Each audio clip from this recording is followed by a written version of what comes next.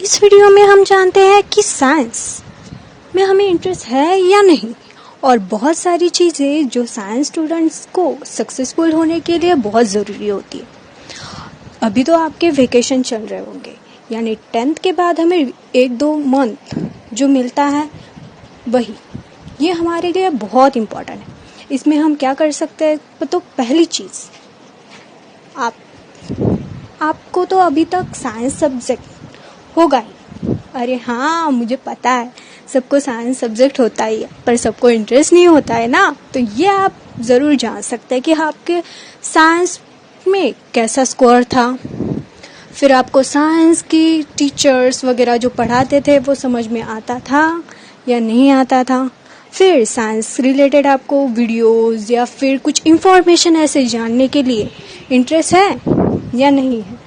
अगर ये सब हो तो आपकी साइंस की जर्नी बहुत अच्छी जा सकती है। फिर आप एक चीज़ और कर सकते हैं कि आप ये 2-3 मंथ में साइंस का ट्यूटोरियल यानी ट्यूशन्स लगा लीजिए। ट्यूटोरियल्स तो सब लोग लगाते हैं, पर आप इसको जानने के लिए कि हमें साइंस में करियर कर सकते हैं या नहीं, पहले 2-3 मंथ में आपको खूब सारा पढ़ाते हैं और खूब सारा सब्जेक्ट भी कवर हो जाता है।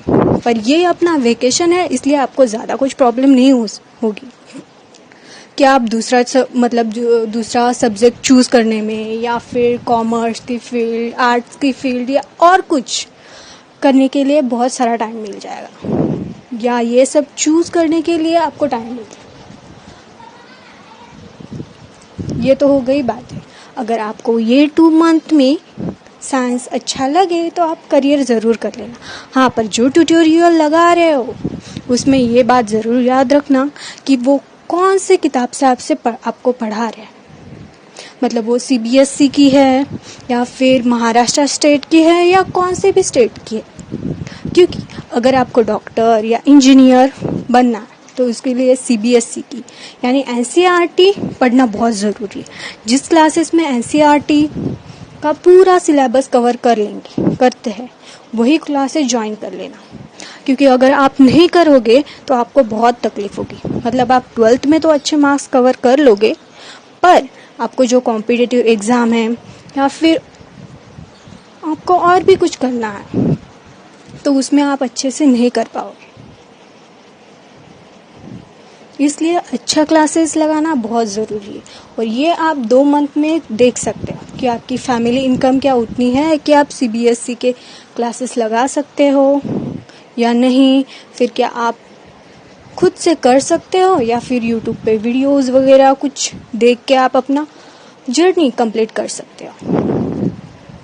अगर ये सब बातें हो तो आप ज़रूर अच्छे सक्सेसफुल साइंस स्टूडेंट बन सकते हो। पर अच्छे सक्सेसफुल साइंस स्टूडेंट को बनने के लिए और भी कुछ बहुत सारी चीज़ें बहुत ज़रूरी होती है। जैसे कि कितने आवर्स पढ़ना पड़ता है, तो उसके लिए हमें डेली 7 से 8 घंटा पढ़ना ही पड़ता है। अगर नहीं पढ़ोगे तो आप कुछ नहीं कर पाओगे, क्योंकि इतनी आपकी कैपेसिटी होनी चाहिए कि आप साइंस सब्जेक्ट ले रहे हो, इसका मतलब आपको एक लाइन अच्छे से आनी चाहिए। और अच्छे से मतलब पूरा अच्छे से, यानी बाइबल या गीता हमें कैसे याद रहती है वैसे, या फिर कोई भी स्टोरी हो जैसे याद रहती है ना, उस तरह से हमें पढ़ना पड़ता है। तो आज के वीडियो में बस इतना ही। तब तक के लिए बाय बाय।